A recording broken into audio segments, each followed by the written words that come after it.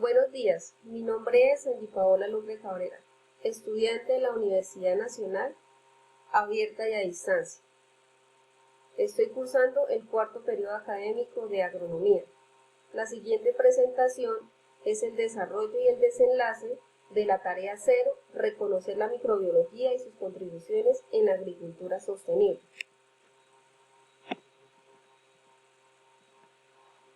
¿Qué estudia la microbiología y por qué es importante? Aquí vamos a hablar un tema profundo que es la microbiología. En este caso es la ciencia que estudia todos los microorganismos, donde vamos a hablar de las bacterias, de los hongos, de los protistas y parásitos. Estos microorganismos cumplen una función esencial en todos los ecosistemas, estableciendo relaciones mutualistas, parasíticas y neutras entre ellos y los demás organismos. ¿Cuál es la principal diferencia entre los microorganismos procariotas y los eucariotas?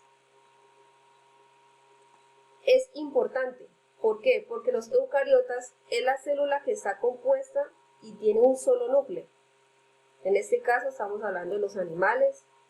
Estos son pluricelulares. Los procariotas, estas son un poco más simples. En su núcleo no está definido, su ADN está volando por un citoplasma, como por ejemplo las bacterias estas son unicelulares. ¿Cuáles microorganismos comprenden las eucariotas y cuáles las procariotas? Bueno, aquí se denominan eucariotas todas las células que tienen su materia hereditaria. Su información, en este caso hablamos de su información genética, donde se encierra en una doble membrana la envoluta en su núcleo que delimita un núcleo celular. En este caso vamos a hablar de 3 tipos de microorganismos eucariotas, los cuales son los protozoos, las algas microscópicas, los hongos microscópicos.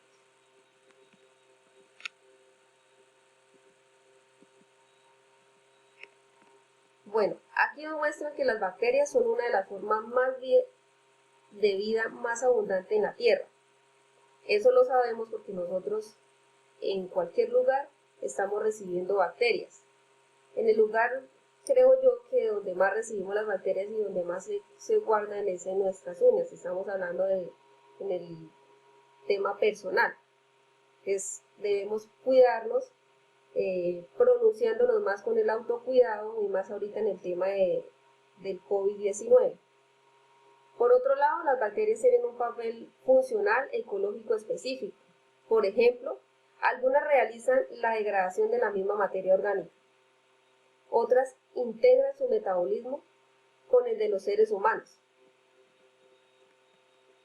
Explica las 7 propiedades de las células microbianas. Bueno, las células microbianas se diferencian entre las células animales o de las plantas. En este caso, membrana plasmática, que es la membrana exterior de doble capa, donde separa el interior de la célula en su entorno y hace que todas las sustancias se atraviesen. Las células microbianas existen y se mantienen alejadas de las otras células, donde inician su vida con una membrana plasmática, material genético y una región del citoplasma. Sobre todo, el citoplasma es la región interna en la cual existen unas conversiones de energía, síntesis de proteínas y el desplazamiento de partes celulares. El material genético es el ADN, que ocupa el saco cubierto de la membrana en el interior de la célula y por tanto crecen y se multiplican y generan energía. ¿Qué factores controlan la abundancia y diversidad de las poblaciones microbianas? Bueno, según Jenkinson en 1992 nos faltó los involucrados en la actividad microbiana tales como la temperatura, el pH, la humedad, disponibilidad de oxígeno, nutrientes inorgánicos y accesibilidad al sustrato, pues influyen en la descomposición de la materia orgánica. ¿Cómo se clasifican los microorganismos de acuerdo a las condiciones, su hábitat o el ambiente en el que viven? Bueno, para su desarrollo se necesitan agua, aunque la cantidad variante entre microorganismos, así por ejemplo, en este caso las bacterias requieren menos agua que los hongos que los mohos o en los hongos. El tiempo que requiere para su desarrollo y crecimiento depende del tipo de microorganismo y de que las condiciones sean más o menos óptimas.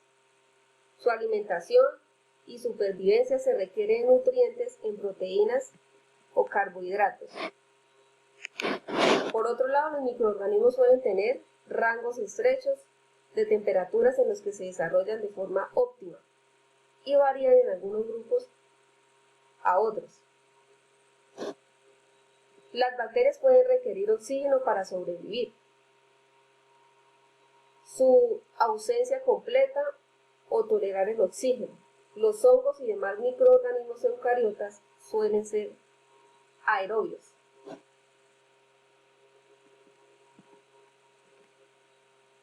Tipos de bacterias en zonas aeróbicas. Microaerofolios son los que emplean el oxígeno en cantidades muy bajas. Aerobios obligados. En este caso ellos requieren oxígeno para respirar, para respiración celular aeróbica, utilizando el oxígeno para oxidar los sustratos. Los aerotolerantes pueden sobrevivir en presencia de oxígeno, pero no emplean ya que son anaeróbicos. Los anaerobios facultativos. Ellos pueden emplear oxígeno, pero también tienen la capacidad de producir energía en los medios anaeróbicos. ¿Cómo se clasifican las bacterias de acuerdo a su forma y a su agrupación? Bueno, aquí vamos a hablar que las bacterias, al igual que otros seres vivos, se clasifican por su género.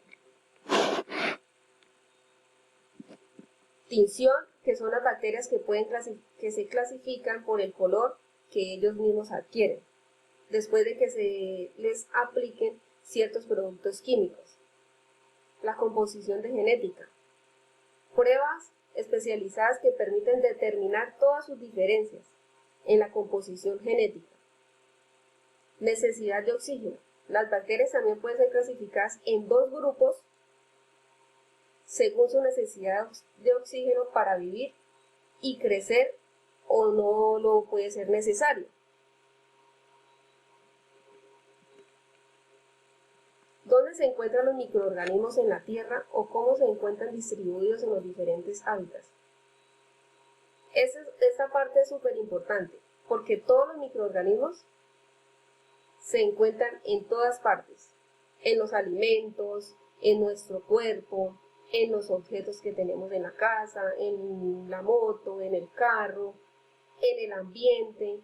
Por tanto, estos microorganismos hay que evitarlos con nuestro autocuidado, con lavarnos las manos cada vez que manipulemos un objeto, cuando nos vayamos a alimentar de alguna fruta o alguna verdura, lavarla, porque ellas son manipuladas por muchísima gente. Entonces es ahí donde debemos cuidarnos y actuar con responsabilidad. ¿Cómo se benefician los agricultores de los microorganismos? Esto ha sido ampliamente demostrado, que los microorganismos son los suelos que interactúan con las raíces de las plantas y constituyen del suelo en la interfase de la raíz y el suelo. Ese gran conjunto de interacciones entre el suelo y las raíces y los microorganismos da lugar al desarrollo de un ambiente dinámico conocido como biosfera, donde una variedad de formas microbianas pueden desarrollarse activamente y en equilibrio. Estos microorganismos juegan un papel muy importante. ¿Por qué? Porque son los que afectan la transformación del fósforo en el suelo y su disponibilidad para las plantas. En este caso también tenemos que tener muy en cuenta y ser muy precavidos en el momento de utilizar los biofertilizantes o los abonos biológicos, que están basados en un microorganismo que promueven y benefician la nutrición y el crecimiento de las plantas para poder tener un mejor desarrollo y un buen producto. ¿Por qué es importante la bioremediación microbiana en el suelo? Ahorita estamos viviendo una época que todo el mundo se pregunta que si estamos en invierno o en verano, los tiempos han cambiado. Entonces, teniendo en cuenta esa pregunta, la contaminación global que estamos viviendo es importante porque gracias a ella y a esta técnica se puede tratar las sustancias que contaminan el medio ambiente por medio de los procesos de los mismos microorganismos, el cual se ha investigado y han tenido estudios que se han estado desarrollando, donde la biodegradación es un tratamiento que puede disimular los costos en el caso de las aguas, que es uno de los mayores problemas de contaminación, en el caso de las aguas residuales. Por otro lado, tratar en la contaminación en nuestros suelos, que se hace muy evidente en estos casos, que acusan el daño de la salud, de los seres vivos, amenazan la seguridad alimentaria por alta tasa de contaminación en los suelos y desafortunadamente se afecta la fauna y la flora de aquellas personas que no tienen un manejo adecuado.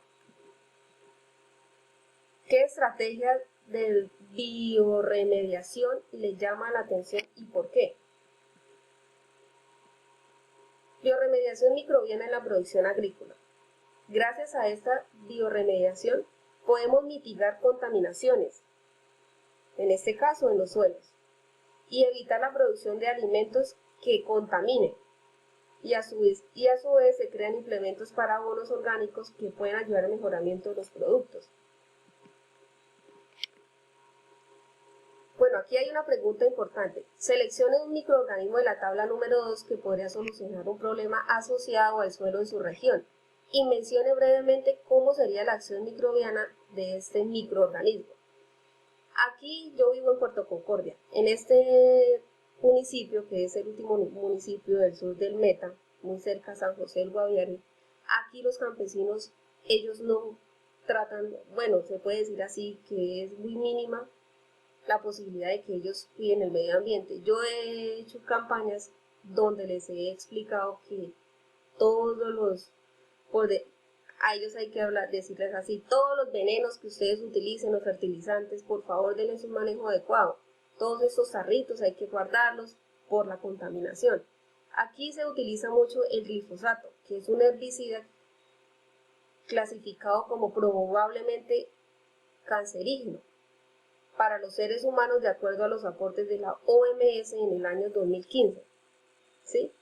Yo tuve un caso donde uno de los obreros o cultivadores utilizó este glifosato sin utilizar sus mascarillas, sus gafas y tuvo una reacción de intoxicación.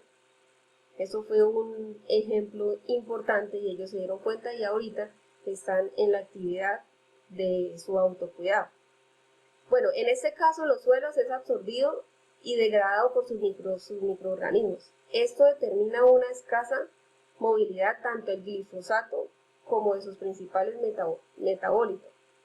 El ácido aminomethilfosfónico, sin embargo, estudios de lixiviación y escurrimiento indican que el glifosato puede ser transportado hacia las capas profundas del suelo debido al flujo preferencial por macroporos o hacia recursos de aguas superficiales cuando su aplicación se realiza en momentos anteriores a lluvias intensas.